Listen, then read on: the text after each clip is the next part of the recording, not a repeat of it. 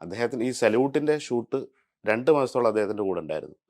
വളരെ 2 കൃത്യം. മാസം 2 മാസത്തോളം നമ്മുടെ കൊല്ലത്ത് വെച്ചായിരുന്നു ഷൂട്ട്. ആ അപ്പൊ ആ അതെ 2 അതെ അവിടെ അപ്പൊ വെച്ചായിരുന്നു. അവിടെ ഞാനായിരുന്നു അദ്ദേഹത്തിന്റെ കംപ്ലീറ്റ് കാര്യം. അദ്ദേഹത്തിന് ഒരു പേഴ്സണൽ ഷെഫ് ഉണ്ട്. ഉം. അപ്പം എല്ലാ ദിവസവും ആ പേഴ്സണൽ ഷെഫ് ഉണ്ടാക്കുന്നത് മാത്രമേ കഴിക്കൂ. ഉം. കുറച്ച് ബദാം, 2 ഈന്തപ്പഴം, ബ്രേക്ക്ഫാസ്റ്റ് ഒക്കെ വളരെ കൃത്യം. അതുപോലെ ലഞ്ചൊക്കെ ലിമിറ്റഡ് ആയിട്ട് കഴിക്കും. പക്ഷെ സൺഡേ ഒരു ദിവസം അദ്ദേഹം ചീറ്റ് ഡേ എന്ന് പറയും. അപ്പോൾ ഫ്രണ്ട്സ് എല്ലാവരും ഉണ്ടെങ്കിൽ കുറച്ച് ബിരിയാണി, മീറ്റ്, എന്നിട്ട് പറയും അന്നത്തെ ദിവസം മാത്രം. ഉം. അല്ലാതെ ഒരു ദിവസവും പുള്ളി തൊടൂല. ഉം. അതും കൂട്ടുകാരൊക്കെ ഉണ്ടെങ്കിൽ സൗഹൃദം ഭയങ്കരമായിട്ട് കാത്തു അതെ സൂക്ഷിക്കുന്ന അതെ ഒരാളാണ്. ഉം. ഏറ്റവും അടുത്ത് അത് പഴയ കാലം അല്ല, ഇപ്പോഴത്തെ സുഹൃത്തുക്കളല്ല. ഉം. പുള്ളിയുടെ കൂടെ ആദ്യമൊക്കെ ഉണ്ടായിരുന്ന ആൾക്കാരെല്ലാം അവിടെ വരും. ഉം.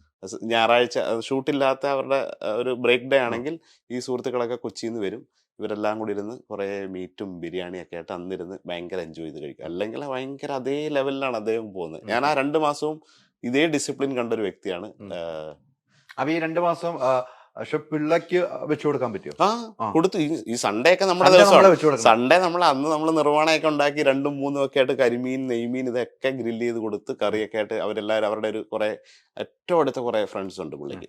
ഏറ്റവും അടുത്തെന്ന് വെച്ചാൽ അത് സിനിമയിലുള്ളവരും അല്ലാത്തവരായിട്ടുള്ള ഒരു 5-6 ആൾക്കാർ. സൗഹൃദം ശരിക്കും നോക്കുന്ന ആളാണ് സൗഹൃദം നോക്കാം. ഒരുപാട് സൗഹൃദം ഉണ്ടെന്ന് എനിക്ക് തോന്നുന്നു. പക്ഷെ ഉള്ളവരെ കൃത്യമായിട്ട് നോക്കും. ഏറ്റവും ഭയങ്കരം അത് സിനിമയിലില്ല. ഉം. അവർ ഇദ്ദേഹത്തെ കാണാനും ഈ ഷൂട്ട് ദിവസം ഇദ്ദേഹത്തിന്റെ ബ്രേക്ക് സമയത്ത് വർത്താനം പറയാൻ വേണ്ടിയിട്ട് വരുന്നവരാണ്. ഉം.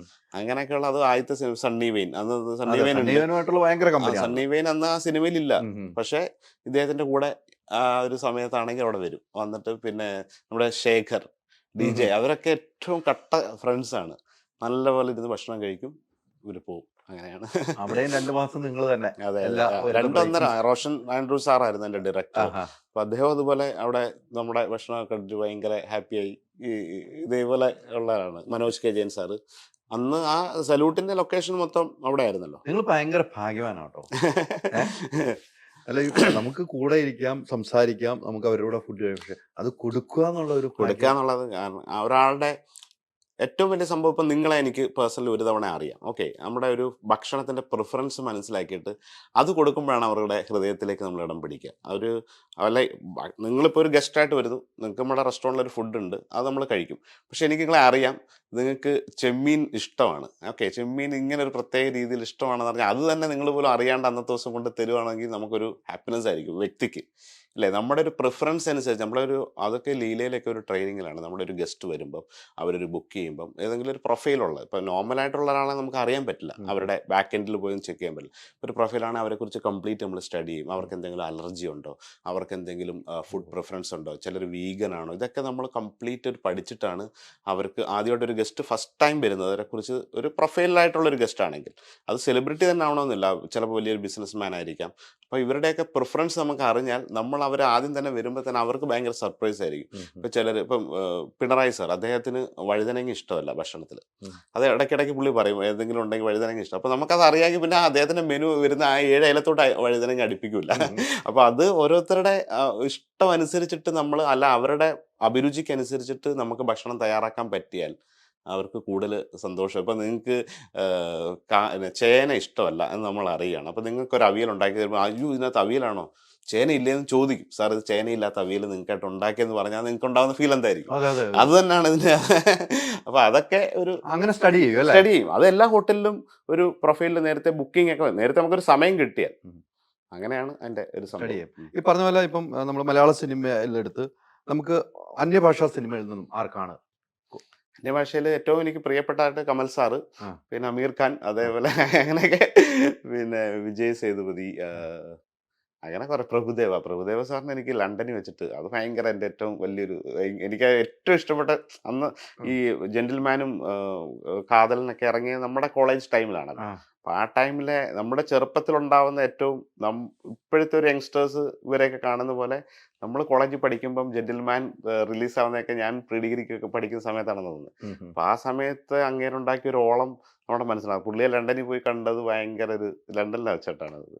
അതുപോലെ കമൽ സാറ് ഇവിടെ ചെന്നൈയിൽ അദ്ദേഹത്തിൻ്റെ ഓഫീസിൽ പോയി നമ്മൾ ഇൻവൈറ്റ് ചെയ്തുകൊണ്ട് വന്നിട്ട് അദ്ദേഹത്തിന് ഇഷ്ടപ്പെട്ട ഭക്ഷണം, ലിസി ചേച്ചി ഉണ്ടായിരുന്നു, കാളിദാസ് ഉണ്ടായിരുന്നു, ജയറാമേട്ടൻ്റെ മകൻ, പിന്നെ ഇപ്പോഴത്തെ പുഷ്പയുടെ മ്യൂസിക് ഡയറക്ടർ, ഇവരങ്ങനെ ഒരു 7-8 അവരുടെ ഏറ്റവും പേഴ്സണലായിട്ടൊരു ഇതിന് വേണ്ടിയിട്ട് ഫിഷ്, കരിമീനും ചാളയും വേണമെന്ന് പറഞ്ഞു കൊച്ചിയിൽ നിന്ന് ഇവിടുന്ന് ഫ്ലൈറ്റിൽ മീനെ കയറ്റി വിട്ടിട്ട് ഞങ്ങൾ ഇവിടുന്ന് ഡ്രൈവ് ചെയ്ത് അവിടെ പോയി അദ്ദേഹത്തിന് അതെല്ലാം ഉണ്ടാക്കി കൊടുത്തു. അത് ഭയങ്കര ഒരു ഏറ്റവും ഒരു അദ്ദേഹത്തെ പോലൊരു ഇത്രയും കമൽഹാസൻ അല്ലെങ്കിൽ രജനീകാന്ത് എന്നൊക്കെ പറയുമ്പോൾ നമ്മുടെ മനസ്സിലുള്ള ഒരു ബിംബമുണ്ട്.